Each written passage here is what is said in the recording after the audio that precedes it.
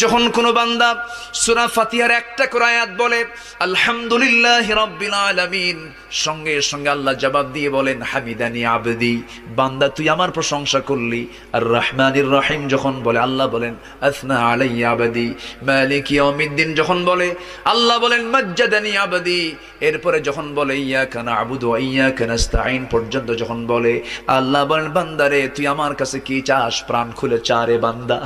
ইহদিনাস সিরাতাল মুস্তাকিম থেকে শুরু করে নিয়া ওয়ালাদ-দাল্লিন পর্যন্ত যখন বান্দা বলে তখন আল্লাহ বলেন বান্দা নামাজের মধ্যে এমন প্রেমের খেলা খেললি বান্দা, তুই যা চাইলি সব আমি আল্লাহ কবুল করলাম।